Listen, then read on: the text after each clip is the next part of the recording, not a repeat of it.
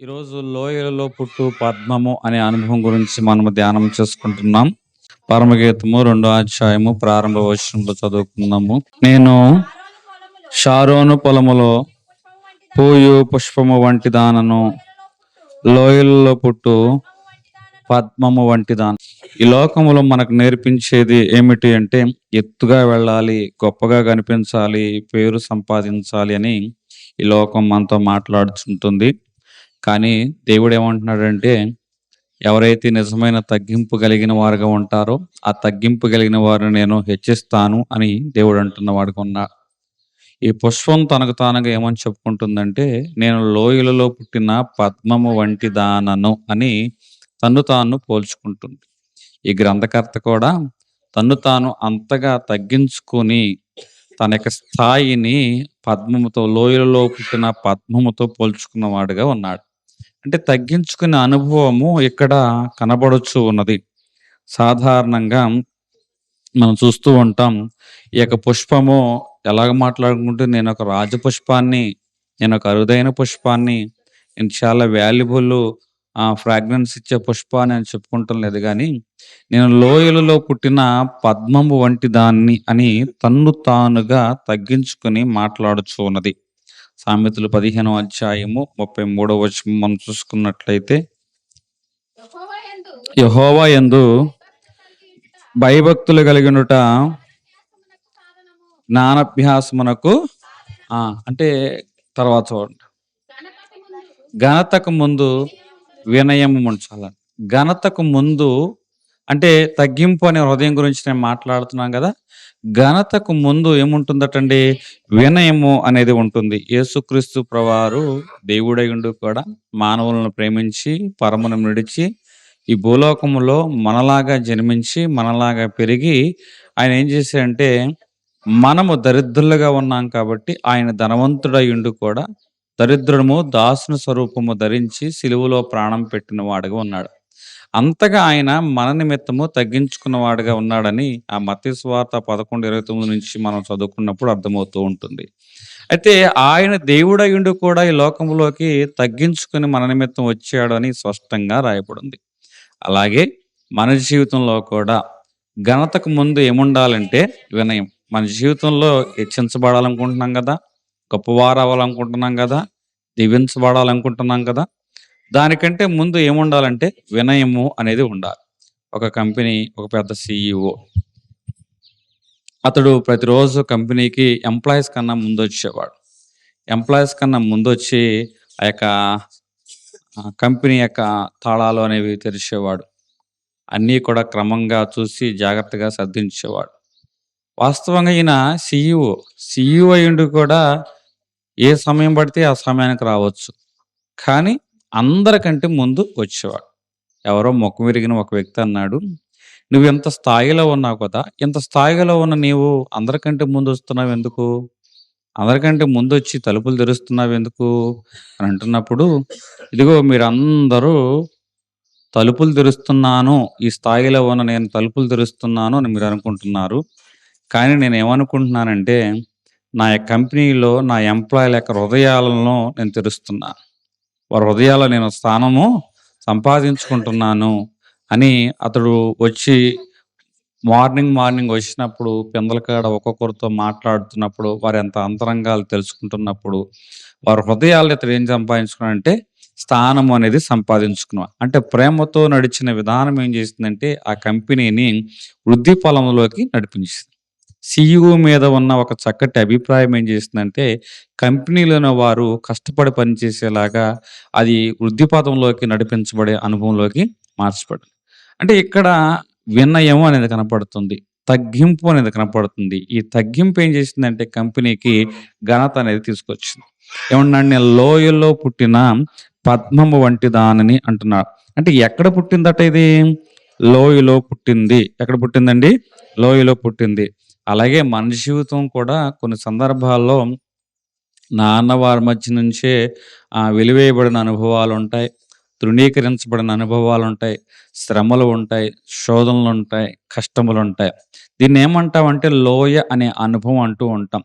ఎవరి జీవితంలో అయితే ఈ శ్రమల గుండా, ఇబ్బందుల గుండా, కష్టముల గుండా ప్రయాణిస్తున్నారో ఈ పద్మాన్ని మీరు జ్ఞాపకం చేసుకోండి. ఈ పద్మము కూడా లోయలోన పుట్టింది. లోయలో పుట్టానన్నది అలాగే కూర్చోలేదటండి. లోయలో ఉన్నా కూడా అది వికసిస్తుంది. లోయలో ఉన్నా కూడా అది పెరుగుతుంది. లోయలో ఉన్నా కూడా అది ఆకర్షిస్తుంది. లోయలో ఉన్నా కూడా అది సువాసనిస్తూ ఉంది. ఈరోజు నీ జీవితంలో చుట్టూ చాలా ఇబ్బందికరమైన అనుభవాలు నువ్వు ఉండవచ్చు. కానీ ఈ లోయల మధ్యలో నువ్వు ఎదుగుదువు గాక. హల్లెలూయా! ఇక్కడ దావీదును మనం చూసుకున్నట్లయితే దావీదు జీవితంలో సింహం ఉంది. దావీదు జీవితంలో ఎలుగుబంటి ఉంది. దావీదు జీవితంలో గుహ ఉంది. దావీదు జీవితంలో నాన్నవారి ద్వారా మోసం ఉంది. దావీదు జీవితంలో తృణీకరించబడిన అనుభవం అనేది ఉంది. ఇన్ని అనుభవాల మధ్య కూడా నేను యెహోవాను స్తుతించెదను. నా ప్రాణము దుప్పి నీటి వాగుల కొరకు ఆశపడినట్లు నా ప్రాణం నీ కొరకు ఆశపడుతుంది. ఇన్ని లోయ అనుభవాలు దావీదులో ఉన్నా కూడా అతడు దేవుని కొరకు వికసించగలుగుతున్నాడు. దేవుని నిమిత్తం అతడు సువాసన అనేది ఇవ్వగలుగుచున్న వాడుగా ఉన్నాడు. ఒక సంస్థలో ఒక ఉద్యోగి ఉన్నాడు. ఆ ఉద్యోగిని అందరూ కూడా చాలా చులకనగా మాట్లాడేవారు. చిన్న చూపు చూసేవారు. కొంచెం ఐక్యూ లెవెల్స్ తక్కువగా ఉండబట్టో, లేకపోతే అతని యొక్క స్థితిని బట్టో, అతని యొక్క ప్రయాణాలు బట్టో, లేకపోతే అతని యొక్క దుర్భరమైన జీవితాన్ని బట్టో గాని మనుషులైన వారందరూ కూడా చాలా చులకనగా మాట్లాడుతూ ఉండేవారు. అతడైతే తట్టుకున్నాడు. ఏదో కుటుంబ జీవనం గడవాలని తనతో పాటు తన రక్త సంబంధికుని కూడా ఆ కంపెనీలో జాయిన్ చేసినప్పుడు అతని ముందు కూడా హేళనగా మాట్లాడుతున్న వారున్నారు. అప్పుడు చాలా బాధ అనిపించుంటుంది. ఈ స్నేహితుడు అడిగారు, "ఎరా బాబు ఏంట్రా? నేనేదో చాలా గొప్పగా ఊహించుకున్నా. ఈ కంపెనీలో నీ స్థాయి ఏంటి? నీ గురించి మాటలేమిటి?" అని అంటూ ఉంటే వెంటనే ఆయన అంటున్నాడు, "ఇదిగో నేను దిగజారలేదు. నేను దిగజారలేదు. నేను నేర్చుకుంటున్నాను. నేను నేర్చుకుంటున్నాను" అని ఆ వ్యక్తి మాట్లాడుచున్న వాడుగా ఉన్నాడు. ఆ నేర్చుకునే అనుభవం ఏం చేసిందంటే ఎక్కడైతే తృణీకరించబడిన వాడుగా ఉన్నాడో, ఎక్కడైతే చిన్న చూపు చూడబడిన వాడుగా ఉన్నాడో, అక్కడే దేవుడు అతని యొక్క నామాన్ని హెచ్చించిన వాడుగా ఉన్నాడు. హల్లెలూయా! ఈరోజు నీ జీవితంలో కూడా అంతే. నువ్వు తృణీకరించబడిన అనుభవంలో ఉంటావు. మనుషుల దృష్టిలో నువ్వు దిగజారిన అనుభవంలో ఉన్నట్టుగా కనపడుతున్నావు. కానీ దేవుడేమంటున్నాడు, "నువ్వు దిగజారలేదయ్యా. నేను నీకు నేర్పిస్తున్నాను. నేను నీకు నేర్పిస్తున్నాను. నువ్వు తగ్గించబడిన చోటే దేవుడు నిన్ను హెచ్చింపచేయునుగాక. అణిచివేయబడిన చోటే దేవుడు నిన్ను అంతస్తులో కూర్చోబెట్టునుగాక." హల్లెలూయా! ఇక్కడ పద్మము, లోయలో ఉన్న పద్మము ఇది ఎదిగే క్రమంలో శబ్దం చేయదు. ఎదిగే క్రమంలో ఇది శబ్దం చేయదు. సరికదా! ఇంకా ఇదేమిస్తుందంటే సువాసనది ఇచ్చేస్తూ ఉంటుంది. ఇక్కడ తగ్గింపు జీవితంలో మనం చూస్తూ ఉంటాం. వారు ఎవ్వరు వారి గురించి చెప్పుకోవాలనుకోరు. ఇది నా స్థాయి అని చెప్పుకోవాలనుకోరు. వారు ఎదిగిన విధానం గురించే వారు ఎదిగిన విధానం, వారు కలిగిన సువాసన వారి గురించి వారు చెప్పుకోకపోయినా, వారి గురించి ఇతరులు ఏం చేస్తారంటే మాట్లాడుతూ ఉంటారు. మత్తయి సువార్త 5:16లో ఏముంటుందంటే, "ఇదిగో మీరు లోకమునకు వెలుగై ఉండండి. మీ సత్క్రియలను ఏం చేయమంటున్నాడు? ఇతరులకి మీ వెలుగును ఇతరులకి కనబడనియండి. ఇతరులకి కనబడనియండి" అని మాట్లాడుచున్న వాడుగా ఉన్నాడు. మీ సత్క్రియలు, మీ వెలుగు ఇతరులకి అంటే పద్మం ఉంది. వాస్తవంగా మనము ఒక పుష్పం మనం చూసుకున్నప్పుడు అది శబ్దం చేయదు. ఇదిగో నేను పలానా మల్లె పువ్వుని, పలానా సంపంగి పువ్వుని, పలానా సన్నజాజి పువ్వునని అది శబ్దం చేయదు. శబ్దం చేయకపోయినా కూడా దాని యొక్క సువాసన ఏం చేస్తుందంటే అందరూ మాట్లాడుకునేలాగా చేస్తుంది కదా! అలాగే నీ జీవితంలో కూడా మన మాటల కన్నా ఎక్కువ మన క్రియల గురించి ఇతరులు మాట్లాడుకుందురు గాక. హల్లెలూయా! బైబిల్ గ్రంథంలో ఒక సహోదరి ఉంది. ఆమె పేరు తబిత. ఈ తబిత అనే సహోదరి అనేక మందిని ఆదరించింది. ఆమె ఏం చేసిందంటే లేని వారికి సహాయం చేసింది. ఒకరోజు ఈమెకి మరణం నుంచి పిలుపొచ్చింది. సావు వచ్చింది. అయితే అనేక మంది ఏం చేశారంటే ఆమె గురించి దుఃఖించిన వారు ఉన్నారు. ఆమెని స్నానం చేయించి మేడగదిలో కూర్చోబెట్టి దైవ సేవకుని పిలిపించారు. దైవ సేవకుని పిలిపించినప్పుడు ఇప్పుడు ఆ తబిత గురించి ఎన్ని మాటలు చెప్తున్నారో, "అయ్యా ఈమె ఇట్లా సహాయం చేసింది. నాకిట్లా సహాయం చేసింది. ఇదిగో ఈమె వస్త్రాలు కుట్టించేది. ఇదిగో సూది, దారం" అని ఆమె యొక్క మంచి పనులు, సత్క్రయాలన్నీ కూడా చెప్తూ ఉన్నారు. ఆమె ఏనాడు కూడా తాను చేసిన పని గురించి మాట్లాడలేదు. శబ్దం చేయలేదు. కానీ ఆ క్రియ యొక్క సువాసన ఈరోజు ఆ గదంతా వ్యాపించి వేసింది. ఆ ప్రాంతమంతా వ్యాపించి వేసింది. కాబట్టి ఆమె పునరుద్ధానుడై తిరిగి బ్రతికించబడింది. హల్లెలూయా! ఈరోజు నీ జీవితంలో, నా జీవితంలో కూడా అంతే. మనం తగ్గింపు కలిగిన అనుభవాలు ఉన్నప్పుడు నేను అణిచివేయబడుతున్నాను, నన్నెవరు గుర్తించడం లేదు, నా స్థితి ఇట్లాగే ఉండిపోతుంది అని నువ్వు అనుకోవాల్సిన అవసరం లేదు. నువ్వు తగ్గించబడుతూ ఉన్నా కూడా నీలో సువాసన తగ్గలేదు.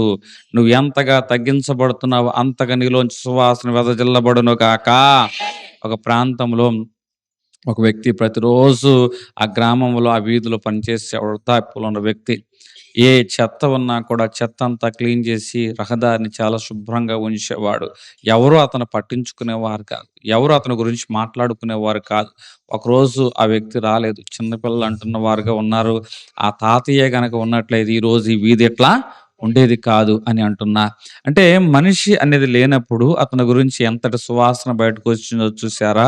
ఈరోజు నేను చెప్తున్న మాట, నీ పని ఎవరు గుర్తించకపోవచ్చు, నీ గురించి ఎవరు మాట్లాడకపోవచ్చు, కానీ నీ సువాసన అందరికీ తెలుస్తుంది. హల్లెలూయా! పువ్వుని ఎవరు గుర్తించకపోవసల, అది లోయలో ఉంది. దాన్ని ఎవరు పట్టించుకోవడం లేదు.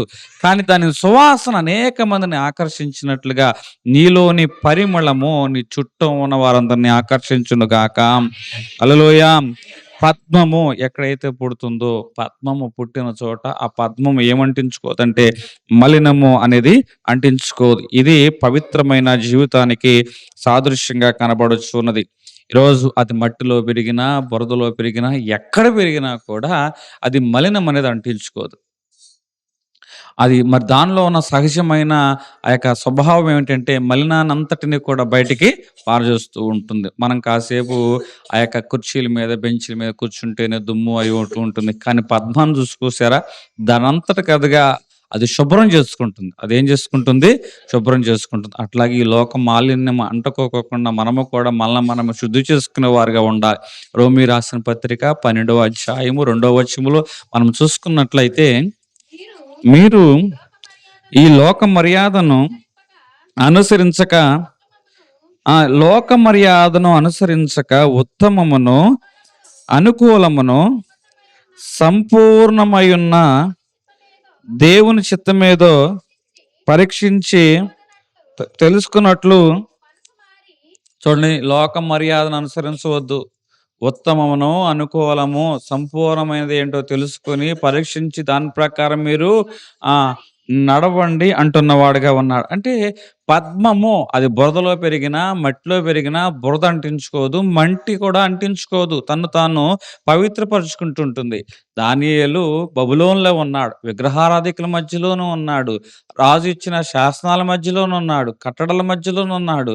అంటే భయం వేసి మిగతా వారు తొందరపడి ఆహారం తింటున్న వారి మధ్యలోనే ఉన్నాడు. కానీ ఇక్కడ ఈ పద్మం ఏం చేసిందో తెలుసా? మిగతా వారిలాగా తొందరపడి వారు తినే ఆహారం తినల.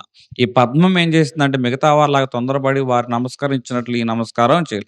సింహాల బోనైనా ఎదుర్కోవడానికి సిద్ధపడింది తప్ప, తన ప్రాణమైనా పోగొట్టుకోవడానికి సిద్ధపడింది తప్ప, తన యొక్క పవిత్రతను కాపాడుకుంది. తన పవిత్రతను ఏమాత్రము పోగొట్టుకోలేదు, శుద్ధి చేసుకున్నది. అందుకే రాజు అంటున్నాడు, జీవము కలిగిన దేవుని సేవకుడైన ఓ దానియేలు, ఓ దానియేలు అంటున్న వాడుగా ఉన్నాడు. అంటే తను తాను శుద్ధునిగా, పవిత్రునిగా మార్చుకున్న వాడుగా ఉన్న ఒక తరగతిలో కొంతమంది విద్యార్థులు కొంత చెడు అలవాట్లకు వెళ్తున్న వారుగా ఉన్నారు. ఆ చెడు అలవాట్లు డబ్బు సంపాదనకి మార్గంగా కనపడుతుంది. వీరు గంజాయి అమ్ముతున్నారు. ఏం అమ్ముతున్నారటండి? గంజాయి అమ్ముతున్న వారుగా ఉన్నారు. వీరైతే గంజాయి తాగట్లా, కానీ డబ్బు మాత్రం చాలా బాగా వస్తుంది. పక్కన స్నేహితుని కూడా అడిగారు, అరే బాబు, మాతో పాటు నువ్వు కూడా జాయిన్ రావురా, చాలా డబ్బు అదే ఇంటర్ తప్పురా అంటే, ఏం తప్పురా, మనం ఏం తాగుతున్నామా? మనమేం తాగట్లేదు కదా! కొట్టోడు అమ్ముతున్నాడు సిగరెట్లు, వాడు తప్పు చేసినట్టా? కాదు గదా! కాబట్టి మనం డబ్బు సంపాదించుకుంటున్నాము అని స్నేహితులు అంటున్నారు. వారు ఎన్ని రకాలుగా రోజుకి నాకింత మిగులుతుంది, రోజుకి అంత మిగులుతుంది అని చెప్తూ ఉన్నా కూడా మనసు ఒక్కోసారి డబ్బును చూసి లాగొచ్చు. కానీ ఏ రోజు కూడా డబ్బు వైపు చూడలేదు, పవిత్రత వైపు చూచిన వాడుకున్నా. ఈరోజు వీరికి డబ్బు సంపాదన ఎక్కువైపోయింది. డబ్బు సంపాదన బట్టి ఏదైతే జనాలకు అలవాటు చేశారో అదే వీరికి అలవాటయింది. అదే వీరికి అలవాటయింది. కొంతకాలానికి ఆ యవ్వన తరమంతా కూడా పాడైపోయింది. అదే జనాంగం మధ్య పెరిగిన ఈ యవ్వనస్తుడు మాత్రం చక్కటి ఉత్తీర్ణతతో క్యాంపస్ ప్లేస్‌మెంట్ అనేది సంపాదించుకుని జీవితంలో స్థిరపరచబడిన వాడుగా ఉన్నాడు. ఒకరోజు వెనక్కి తిరిగి చూసుకుంటే తను తాను కాపాడుకున్నవాడు, పవిత్రపరుచుకున్నవాడు, జీవితంలో స్థిరపడిన వాడుగా ఉన్నాడు.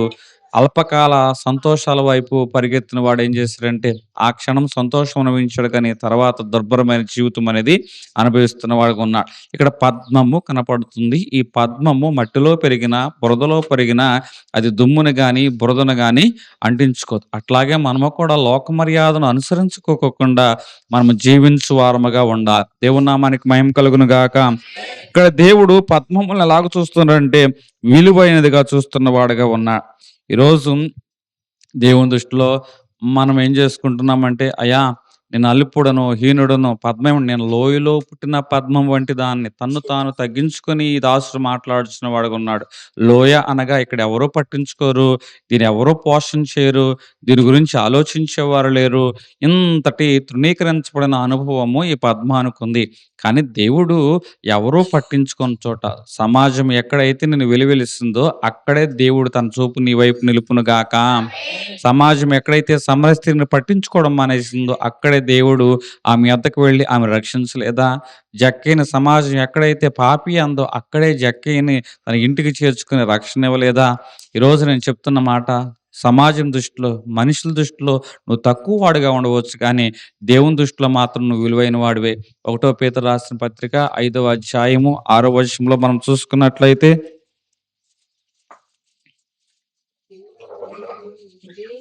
దేవుడు తగిన సమయమందు నీవు హెచ్చించినట్లు ఆ ఆయన బలిష్టమైన చేతి కింద దీన మనస్కులయ్యున్నాడు. తగిన సమయంలో హెచ్చించబడినట్లు దేవుడు ఎంత చక్కగా మాట్లాడుతున్నాడు. ఒక సమయం వస్తుంది, ఆ సమయంలో హెచ్చించబడినట్లు. అప్పటి వరకు మనం ఎలాగ ఉండాలట? దీన మనస్కులై ఉండండి. దీన మనస్కులై అంటే హెచ్చించబడేంత వరకు నీ జీవితంలో దేవుని యొక్క ప్రణాళిక కొనసాగుతుంది. నువ్వు అనుకుంటున్నావు నన్ను ఎవరు పట్టించుకుంటాం లేదని, కానీ నువ్వు దీన మనసుతో కొనసాగించినట్లయితే దేవుడు నీ పక్షంగా శబ్దం చేయకపోవచ్చు, నీ విషయంలో ఆలస్యం చేయకపోవచ్చు. శబ్దం చేయకపోయినా, ఆలస్యం జరుగుతూ ఉన్నా దేవుని పని జరుగుతూనే ఉన్నది. హల్లెలూయా. తగిన సమయమందు హెచ్చించబడినట్లు ఆయన చేతి కింద మీరు ఎలాగనండి? దీన మనస్కులై నుండి అంటున్నాడు. ఇక్కడ ఈ మందిరంలోకి ఒక అన్యాయంగా డబ్బులు వసూలు చేసిన శంకరు వచ్చాడు. ఆ శంకరు వచ్చి, అయ్యా ఆకాశం వైపు కన్నులెత్తుటకు ధైర్యం చాలిన వాడని అని తన్ను తాను మాట్లాడుతున్న వాడిగా ఉన్నాడు. తన పాపాన్ని గురించి చెప్పుకుంటున్న వాడిగా ఉన్నాడు. తను తాను తగ్గించుకుంటున్న వాడిగా ఉన్నాడు. పరిసేయుడు మాత్రము వీళ్ళలాగా నేను బతకలా, వాళ్ళలాగా నేను బతకలని హెచ్చించుకుంటున్న వాడిగా ఉన్నాడు. ఇప్పుడు తగ్గిన సమయంలో హెచ్చించబడినట్లుగా దేవుని యొక్క బలిష్టమైన చేతుల కింద ఇతడు దీన మనస్కుడై ఉన్నాడు. కాబట్టి ఈ శంకరి ప్రార్థన దేవుడు ఆలకించిన వాడుగా ఉన్నాడు. హల్లెలూయా.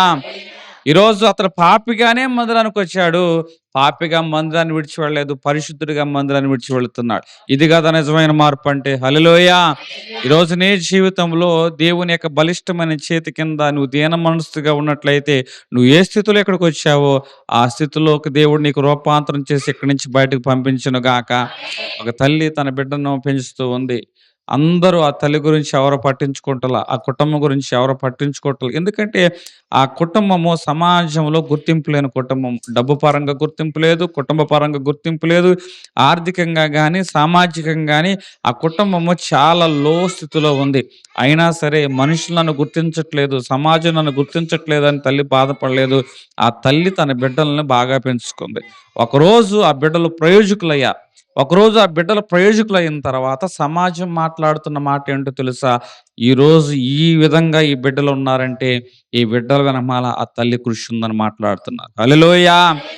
బ్రతికున్నప్పుడు ఆమె జీవించి ఉన్నప్పుడు ఎవ్వరూ ఆమె గురించి మాట్లాడలా. కష్టపడుతున్నప్పుడు ఎవ్వరూ ఆమె గురించి మాట్లాడలా. బిడ్డలు ప్రయోజకులు అవుతున్నప్పుడు ఎవ్వరూ ఆమె గురించి మాట్లాడలా. ప్రయోజకులైన తర్వాత బిడ్డలను చూస్తున్నప్పుడు ఎవ్వరూ ప్రయోజకులైన బిడ్డల గురించి మాట్లాడటం లేదు, కానీ దీని వెనకమాల ఉన్న తల్లి త్యాగం గురించి మాట్లాడుతున్నాను.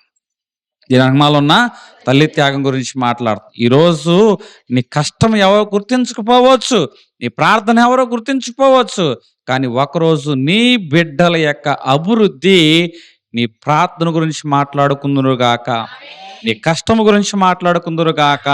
హల్లెలూయా.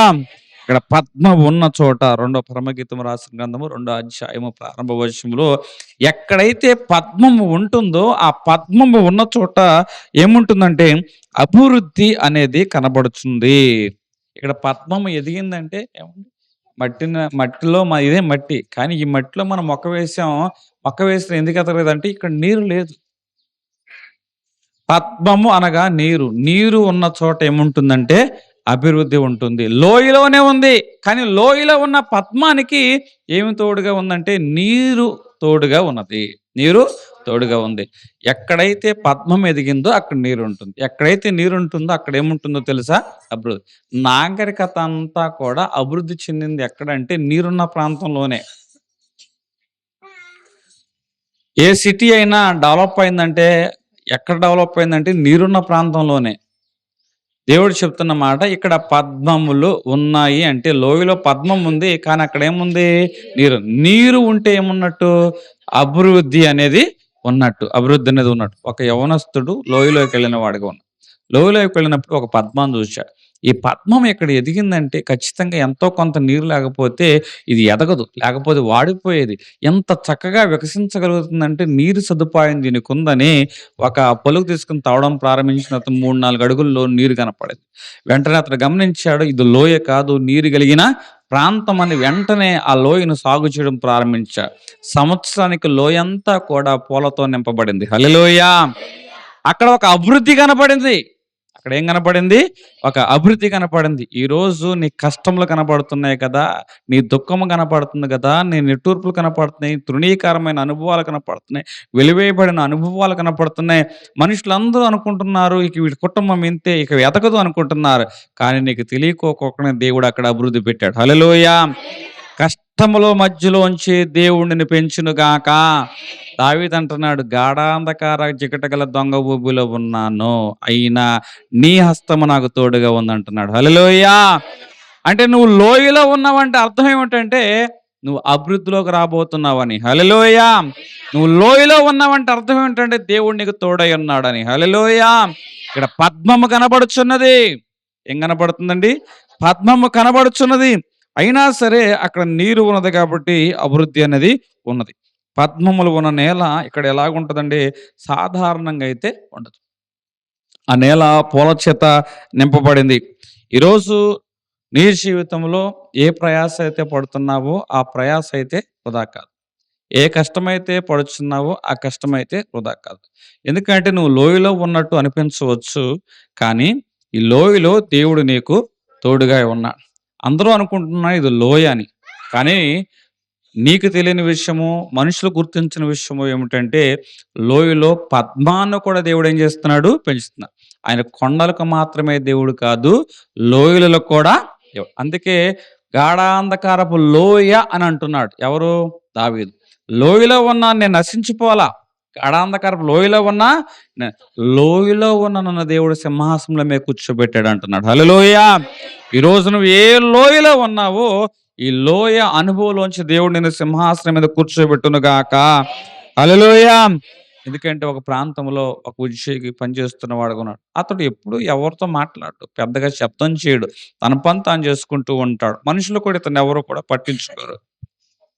ఎప్పుడు కూడా ఇతరుల విషయంలో జోక్యం చేసుకోడు, ఇతరుల గురించి పెద్దగా ఆలోచించడు. తన పనేదో తాను చేసుకుంటాడు. ఎవరికి ఇబ్బంది కలగకోకుండా తన వరకు తాను ముందుకు వెళ్ళేవాడుగా ఉంటాడు. అయితే సమాజము అతన్ని ఎట్లా చూసిందంటే ఇతడు ఏమి చేతకాని వాడు. ఎంప్లాయీస్ ఏం చూశారంటే వీడు ఏదో ఒక రిజర్వ్డ్ పర్సన్ అన్నట్లుగా చూశారు. కానీ ఆ కంపెనీకి ఎప్పుడు ఏ ఇబ్బంది వచ్చినా మొట్టమొదటి వరుసలో ఉండేది ఇతనే. ఆ కంపెనీకి ఏ సమస్య వచ్చినా ఆ సమస్యను సాల్వ్ చేసి మాత్రము ఇతనే. అప్పుడు ఆ ఎంప్లాయీని ఆ యొక్క కంపెనీ యొక్క హెడ్ గుర్తించిన వాడు, ఇదిగో అందరూ మాట్లాడేవారే, పనిచేసేవాడు మాత్రము ఇతనే. ఏ సమస్య వచ్చినా ముందు నిలబడేవాడు ఇతనే అని ఆ కంపెనీ హెడ్ అతను గుర్తించిన వాడుగా ఉన్నాడు. అతని స్థానాన్ని మార్చి ఉన్నతమైన స్థానంలో కూర్చోబెట్టిన వాడుగా ఉన్నాడు. ఈరోజు నీ లోయ అనుభవంలో ఎవరు నీ గురించి మాట్లాడుకోరు, ఎవరు నిన్ను పట్టించుకోరు, ఎవరో కూడా నీ గురించి సరి అయిన ప్రాధాన్యతనిదించరు. మరి లోయలో ఉన్న పుష్పం ఉంది, పుష్పం గురించి ఎవరైనా మాట్లాడుకుంటారా? అది ఎవరైనా అందుబాటులో ఉంటుందా పుష్పం? ఎవరైనా గుర్తిస్తారా? గుర్తించకపోయినా కూడా అది ఎదుగుతుంది. గుర్తించకపోయినా కూడా అది సువాసనిస్తుంది.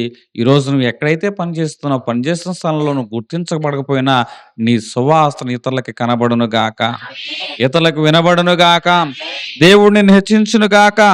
హల్లెలూయా! పద్మములు ఎక్కడైతే ఉంటాయో అక్కడ ఏముంటుందంటే శ్రద్ధ ఉంటుంది. అక్కడ ఏముంటుంది? శ్రద్ధ ఉంటుంది. సాధారణంగా మనం మిగతా చెట్లు పెంచుతాం, పూల చెట్లు పెంచుతాం. పూల చెట్లకు ప్రత్యేకమైన రక్షణ ఏర్పాటు చేస్తాం.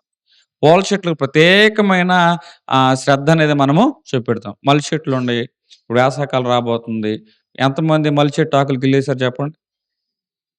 ఈ పాటికే దూసేసారా? ఆ! అన్నయ్య అప్పుడే దూసేసాడంట. హల్లెలూయా! మీ చెట్టు ఫుల్లుగా కాయను గాక. మూరలు మూరలు మీరు అమ్మును గాక. హల్లెలూయా! ఎన్ని మూరలు అమ్ముతారో మరి మీరు. అయితే చెప్తాను. పద్మములు ఎక్కడైతే ఉంటాయో అక్కడ ప్రత్యేకమైన శ్రద్ధ ఉంటుంది. ప్రత్యేకమైన శ్రద్ధ ఉంటుంది. అట్లాగే మనము పద్మములంటి వారు. దేవుడు కూడా మన మీద ఏం చేస్తాడో తెలుసా? ప్రత్యేకమైన శ్రద్ధ అనేది ఆయన నిలుపువాడిగా ఉంటాడు. ఒక చోట ఒక చిన్న సంఘం ఉంది. ఆ చిన్న సంఘము అంటే ఒక 10 మంది నుంచి 15 మంది వరకు ఉంటూ ఉంటారు. ఎంతో కాలం బట్టి ఆ సంఘము నడిపించబడుతుంది గానీ, ఈ సంఘం ఏంటి సంఖ్య పెరగడం లేదు అని అనుకున్నారు. కానీ ఆ చిన్న సంఘంలో వారందరూ కూడా ప్రతి ఒక్కరు కూడా పాటలు పాడడం నేర్చుకున్నారు. ప్రతి ఒక్కరు బైబిల్ చదవడం నేర్చుకున్నారు. ప్రతి ఒక్కరు కూడా మోకరించి ప్రార్థన చేయడం నేర్చుకున్నారు. ఎట్లా ప్రార్థన తెలుసా? ఏకీభవించి చేసే ప్రార్థన నేర్చుకున్న వారుగా ఉన్నారు. చిన్న సంఘమే. కానీ ఆ చిన్న సంఘమాన్ని దేవుడు ఎట్లా దీవించాడంటే, ఆ సంఘములో నుంచి గొప్ప గొప్ప ఉద్యోగస్తులు బయలుదేరారు. హల్లెలూయా! ఆ సంఘములోంచి దైవ సేవకులు బయలుదేరారు. హల్లెలూయా! ఆ సంఘము చిన్నదే. కానీ ఆ చిన్న సంఘము ఈరోజు ఆ ప్రాంతంలో అనేక మంది చిన్న బిడ్డలను పోషించే ఒక అనాథాశ్రయం కట్టింది. హల్లెలూయా! చిన్న సంఘమే. కానీ చిన్న సంఘాన్ని దేవుడు ఎంత దృష్టించాడో చూసాడా? ఈరోజు నేను చెప్తున్న మాట ఏమిటంటే, పద్మముల మీద దేవుడు ఏ విధంగా అయితే దృష్టించిన వాడుగున్నాడో, ఆయన బలిష్టమైన చేతి కింద దీన మనస్సుగా హెచ్చింత వరకు నువ్వు ఉన్నట్లయితే, దేవుడు నీ మీద దృష్టించి నేను హెచ్చించునుగాక. ఇక్కడ పద్మములు ఉన్న చోట ఏమవుతారంటే, ఇతరులు అనేరు ఆకర్షించబడేవారుగా ఉంటారు. కొత్తగూడ ఎక్స్టెన్షన్ క్రితం ఎదర ఏం చేసేవాళ్ళం? పూలకుండి పెట్టాం. ఆ పూల కుండీలో ఏం పెట్టేవాళ్ళం? పూలు పెట్టేవాళ్ళం. పూల మొక్కలు పెట్టేవాళ్ళం. పూల మొక్కలు పెట్టినప్పుడు పూలు చక్కగా విరగాసేయనమాట. రాత్రిపూట మొగ్గలుండేయి. తెల్లారిపాటికి మోళ్ళుండేయి. తెల్లారిపాటికి ఏముండేయండి? మోళ్ళుగుండేయి. ఏంటబ్బా అని చూస్తే ఎవళ్ళకి ఆళ్ళు తెల్లారుజామునే రాత్రిపూట నిద్రపోవడానికి వచ్చినోళ్ళు తెల్లారుజామున కోసుకొని చెంగుల్లో పెట్టుకొని వెళ్ళిపోయేవాళ్ళు. చెంగుల్లో పెట్టుకొని ఒకరోజు ఏం జరిగిందంటే, ఎళ్తా ఉంటే కుక్క ఎంట పడింది. కుక్క ఎంట పడితే ఏమైందంటే పరిగెత్తుకుని వెళ్ళే క్రమంలో ఏం పడ్డాయి? పూలు పడ్డాయి. అప్పుడు దొంగ బయటపడ్డా. అప్పుడు దొంగ బయటపడిన వారుగా ఉన్నారు. ఇక్కడ పద్మములు అని నేను చెప్తున్నాను. పద్మములు ఉన్న చోట ఆకర్షించబడతారు. ఏం పడతారండి? ఆకర్షించబడతారు. అనేక మంది చిన్న పిల్లలు వచ్చి, మేము ఒక గులాబీ పువ్వు కోసుకెళ్తాము, మేము ఒక సంపంగి పువ్వు కోసుకెళ్తాము అని వారు ఆ పూల దగ్గరికొచ్చి ఫోటోలు దిగేవారు. పూల దగ్గరికొచ్చి మేము గడ్డి పీకపోయినా ఆళ్ళే గడ్డి పీకేసేవాడు. ఇట్లా ఆకర్షణ అనేది కనపడుతుంది. అట్లాగే ఎక్కడైతే ఒక నిజ విశ్వాసి ఉంటాడో, ఒక ప్రార్థనాపరుడు ఉంటాడో, ఆ ప్రార్థనాపరుడు ఉన్న చోటకి సంఘము ఆకర్షించబడుతుంది. హల్లెలూయా! మనుషులు ఆకర్షించబడతారు. ఈరోజు నీ ప్రార్థన అనేక మందిని ఆకర్షించేదిగా దేవుడు నిన్ను బలపరచును గాక. ఒక తరగతి గదిలో ఒక విద్యార్థి ఉండేవాడు. అతని మీద ప్రత్యేకమైన శ్రద్ధ ఎవరూ కూడా నిలపలేదు. ఎవరు సరైన అవకాశాలు ఇవ్వలేదు. ఎవరు అతను ప్రోత్సహించలేదు. ప్రోత్సహించకపోయినా కూడా అతను కష్టపడి చదువుకున్నాడు. ఎక్కువ శాతం అతడు చేసిన వాడుగా ఉన్నాడు. ఎక్కువ హోంవర్క్ అనేది అతడు చేసిన వాడుగా ఉన్నాడు. అలా చేసిన తర్వాత కొంతకాలానికి ఏ తరగతి గదిలో నిర్లక్ష్యం చేయబడిన వాడుగా ఉన్నాడో, అదే తరగతి విద్యార్థులందరికంటే గొప్ప ఉద్యోగం అతడు సంపాదించిన వాడుగా కనపడతాడు. అతడు ఏమయ్యాడటండి? ప్రయోజకుడిగా మార్చబడిన వాడుగా ఉన్నాడు. అతడు లాస్ట్ బెంచ్‌లోనే కూర్చున్న వాడుగా ఉన్నాడు. అందరికంటే ఎత్తైన సింహాసనం మీద దేవుడు అతన్ని కూర్చోబెట్టాడు. హల్లెలూయా! మనుషులను ఎక్కడైతే పట్టించుకోవటం లేదనుకుంటున్న వారుగా ఉన్నావో, అక్కడ దేవుడు తన శ్రద్ధను నీ మీద నిలుపును గాక. హగరుని ఎవరు పట్టించుకోవడంలా, అక్కడ దేవుడు హగరు మీద తన శ్రద్ధను నిలపలేదా? హన్నాని ఎవరు పట్టించుకోవట్లా, అక్కడ దేవుడు హన్నా మీద తన శ్రద్ధను నిలపలేదా? గాఢాంధకారంలో ఉన్న దావీదు మీద తన శ్రద్ధను నిలపలేదా? ఈరోజు నువ్వు ఎక్కడైతే నువ్వు తిరస్కరించబడిన, వెలివేయబడిన, ఒంటరి అనుభవంలో ఉన్నావో అక్కడ దేవుడు తన శ్రద్ధను నీ మీద నిలిపి నిన్ను హెచ్చించునుగాక. హల్లెలూయా. పద్మములు ఎక్కడైతే ఉంటాయో అక్కడ ఏముంటుంది అంటున్నాను? ఆ ఆకర్షణ ఉంటుంది. ఇప్పుడు పద్మములు ఉన్న చోట దేవుడు లోయలో ఉంది పద్మం. ఈ పద్మాన్ని దేవుడు అలంకరించడు.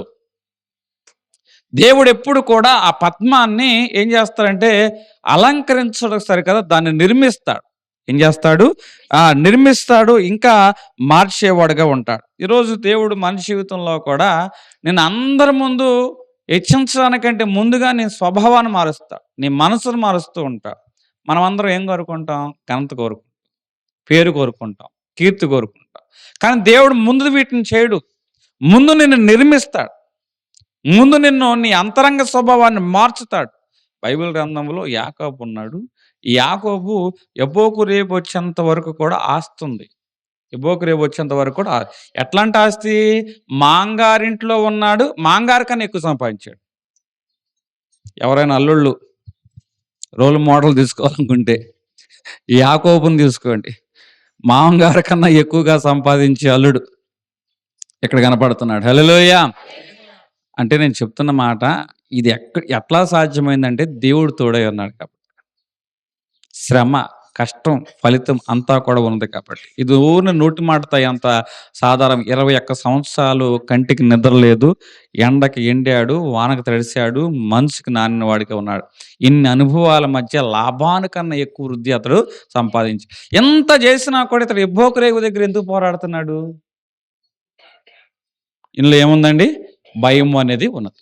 ఇప్పుడు దేవుడు ఎప్పుడు కూడా మనల్ని వెంటనే అలంకరించడు, వెంటనే మనం గొప్పవాడు చేయడు. ముందుగా మనల్ని మార్చుతాడు, ముందుగా మనల్ని నిర్మిస్తాడు. రాత్రంతా పెనుగులాడాడు. ఎందుకు పెనుగులాడగా చేశాడు? అసలు దేవునితో ఒక నరుడు పోరాడి గెలవడం సాధ్యమయ్యే విషయమేనా? మరి ఎట్లా దేవుడు పెనుగులాడనిచ్చాడు? ఇలా పెనుగులాడే క్రమంలో యాకోబును మారుస్తున్నాడు. ఇలా పెనుగులాడే క్రమంలో యాకోబును నిర్మాణం చేస్తున్న వాడుగా ఉన్నాడు. అంత ముందు వరకు లోక ఆశల వైపు పరిగెత్తిన యాకోబు ఇప్పుడు నువ్వు నన్ను దీవిస్తేనే గాని నేను నిన్ను. అదేంటయ్యా నీకు అంతమంది ఉంది, ఉన్న మందిని 2 ముక్కలు చేశావు, 2 ముక్కలు చేసి ఒక ముక్క పోయిన బాధల ఇంకో ముక్కతో నేను బతికేస్తానన్నావు. అంత ఆశీర్వాదం ఉంది, ఇంకా దీవెన ఎందుకు కోరుతున్నావు? ఇంకా దీవెన ఎందుకు కోరుతున్నావు అని యాకోబు అడగవచ్చు. కానీ యాకోబు కోరుకునేది బహిరంగ దీవెన కాదు, అంతరంగ దీవెన. హల్లెలూయా. ఈరోజు బహిరంగ దీవెన ఎంతోనో ఉపయోగం లేదు. అంతరంగికంగా హృదయంలో నీవు నింపబడితే, దేవుని యొక్క నెమ్మది చేత నింపబడితే ఆ దీవెన ఏం చేస్తుందంటే ఎటువంటి శత్రువునైనా ఎదుర్కొనే ధైర్యం నీకు ఇస్తుంది. హల్లెలూయా. అతను గొప్ప శత్రువై ఉండవచ్చు, నీకన్నా బలవంతుడై ఉండవచ్చు, కానీ శత్రువుని ఎదుర్కొనే ధైర్యం దేవుడు నీకు దయచేయను గాక. ఇది నిజమైన దీవెన. యాకోబును ముందుగా అలంకరించలేదు, గొప్పవాడిని చేయలేదు, ముందు నిర్మాణం చేసిన వాడుగా ఉన్నాడు, మార్చిన వాడుగా ఉన్నాడు. పౌలునే కూడా సౌలుగా మార్చబడినప్పుడు సౌలును పౌలుగా మార్చే క్రమంలో చాలా విషయాల్లో దేవుడు ఏం చేశాడంటే అతను నిర్మాణం చేసిన వాడుకున్నాడు. దావీదును కూడా సింహాసనం మీదకు తీసుకొచ్చే క్రమంలో ముందుగా అడవుల దగ్గర నడిపించాడు, తర్వాత సింహాన్ని ఎదురు కూర్చోబెట్టాడు, తర్వాత ఎలుగుబండిని తీసుకొచ్చాడు, తర్వాత గుహలోకి తీసుకొచ్చిన వాడు. ఇన్ని అనుభవాల గుండా దావీదును ఏం చేశాడంటే నిర్మాణం చేసిన వాడుగా ఉన్నాడు. యేసేపును కూడా గుంట, నింద, చెర అని అన్ని అనుభవాల ద్వారా యేసేపు నిర్మాణం చేసిన వాడుగా ఉన్నాడు. నీ జీవితంలో ఏ శ్రమ అనుభవం నువ్వు ఎదుర్కొంటున్నా అది నిన్ను పడగొట్టేది కాదు, నిన్ను నిర్మించేది. హల్లెలూయా. యాకోబు విషయంలో నింద పడగొట్టేది కాదు, అతను నిర్మించి సింహాసనమే కూర్చోబెట్టింది. దావీదు యొక్క విషయంలో గుహ పడగొట్టేది కాదు, అతను నిర్మించి సింహాసనం మీద కూర్చోబెట్టింది. ఈరోజు నీ జీవితంలో నీ నడకను ఆపేది ఏదైనా అది నిన్ను పడగొట్టేది కాదు, ఒక రోజున అది నిన్ను సింహాసనం మీద కూర్చోబెట్టేది. హల్లెలూయా. ఇక్కడ పద్మములు ఒక్కసారి దేవుడు దాన్ని అలంకరించలేదు, దాన్ని నిర్మించాడు. దాన్ని ఏం చేశాడు? నిర్మించిన వాడు. ఈరోజు దేవుడు మన జీవితంలో కూడా ఒక్కసారే మనల్ని హెచ్చించటండి, ముందుగా మనల్ని నిర్మిస్తాడు. నిర్మించే క్రమంలో మనల్ని మనసును మారుస్తాడు. అట్లాగే దేవుడు మన జీవితంలో కూడా జోక్యం చేసుకుని ఉన్నతమైన స్థానంలో మనల్ని నిలబెట్టును గాక. నేను లోయలో పుట్టిన ఎన్ని శ్రేష్టమైన లోతైన ఆధ్యాత్మికమైన విషయాలు నేర్చుకుని చూడండి. అది లోయలో ఉన్నా దాని మీద దేవుడు శ్రద్ధ ఇచ్చాడు. అది లోయలో ఉన్నా అది సువాసన ఇచ్చింది. అది లోయలో ఉన్నా అది అభివృద్ధిలో ఉంది. అది లోయలో ఉన్నా ఎదుగుతుంది మౌనంగానే. మౌనంగానే ఎదుగుతుంది. లోయలో ఉన్నా కూడా అది ఆకర్షించేలాగా చేసింది. అదేం చేసిందటండి? ఆకర్షించేలాగా చేసింది. ఈరోజు నాకు సరైన అవకాశం లేదు. నాకు సరైన సదుపాయం లేదు. నాకే అన్నీ ఉంటే కాదండి. నీకున్నది ఏదో ఉన్నదాన్ని పట్టుకొని దేవుని మీద ఆధారపడు. నీకున్న దాన్ని బట్టే నువ్వు ఇతరులను ఆకర్షించుదువు గాక. దేవుడు కొద్ది మాట వినికిడిలో దీవించును గాక.